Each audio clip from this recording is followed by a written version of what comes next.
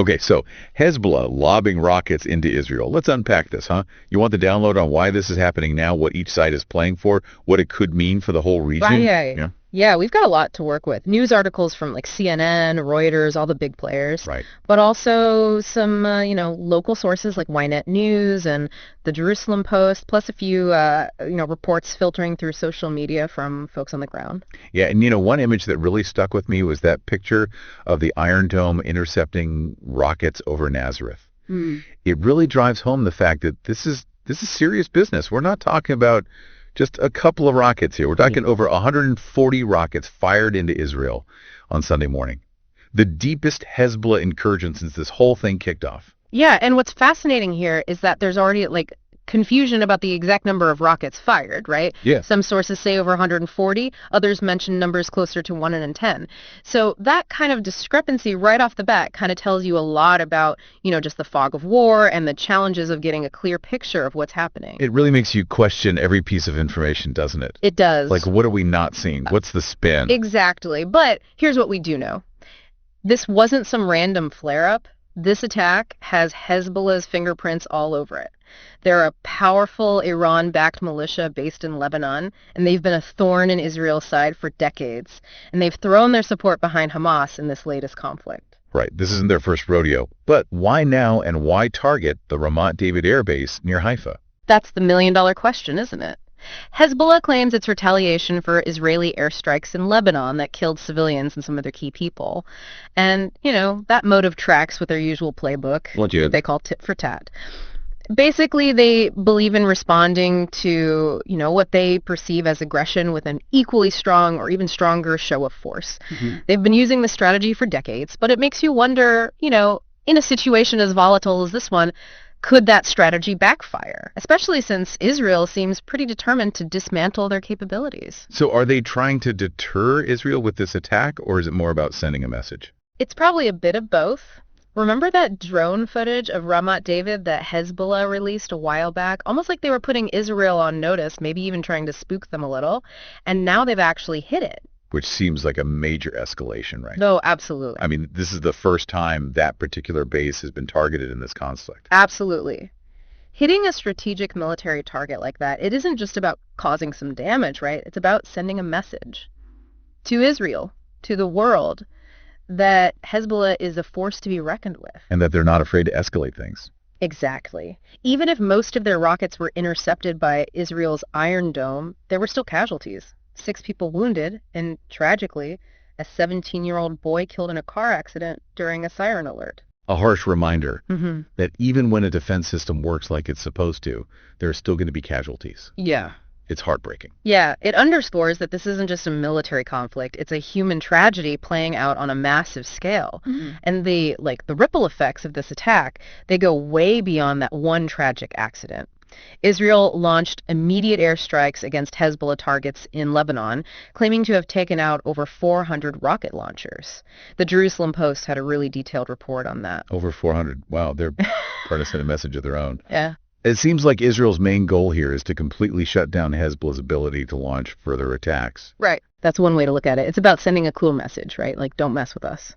But it's also, a calculated risk. This aggressive response, it could box Hezbollah in, making them even more desperate and unpredictable. So this could actually make things even more dangerous. It's a very real possibility, especially since, Hezbollah has a history of being incredibly resilient. They've weathered these kinds of storms before, and they always seem to find a way to bounce back. Okay, so we've got these two powerful forces, each reacting to the other, escalating the situation. What I'm wondering is, where does the international community fit into all of this? Our sources didn't really touch on that. That's the big question, isn't it? Because there's no doubt that this has grabbed the world's attention. We've already seen statements from, the UN urging both sides to find a peaceful resolution. But whether anyone has enough clout to actually influence the situation on the ground, that's debatable. It feels like there's often a disconnect between those calls for peace and what's actually happening on the ground. Absolutely. It's one thing to release strongly worded statements, right? It's another thing entirely to step into a situation as volatile as this one and try to mediate a ceasefire. It makes you wonder what leverage the international community really has in a situation like this. Right. There's always the possibility of sanctions, diplomatic pressure, things like that. But, those tactics haven't always been effective in the past. Plus, there's the risk of making things worse if one side feels like they're being unfairly targeted. It's a delicate balancing act. You mentioned earlier that this attack plays into Hezbollah's image of strength and defiance. But how does that play out domestically within Lebanon? Well, Lebanon is a complex place with a lot of internal divisions. For Hezbollah supporters, this attack probably reinforces their image as the defenders of Lebanon, the ones who stand up to Israel. So for some, this is seen as a victory. Absolutely. But let's not forget, not everyone in Lebanon supports Hezbollah. In fact, there are many who see them as a dangerous and destabilizing force. This attack, it'll likely deepen those divisions, which could have serious consequences for Lebanon's own internal stability. We're already seeing reports of protests in Beirut, with people on both sides of the issue making their voices heard. So this conflict is not only a threat to regional stability, but also to the delicate balance within Lebanon itself. And speaking of threats, how worried should we be about this escalating into a full-blown regional war? It's definitely a possibility we can't ignore, especially when you consider that Iran is backing Hezbollah. If Iran gets directly involved, things could spiral very quickly. And what about the human cost?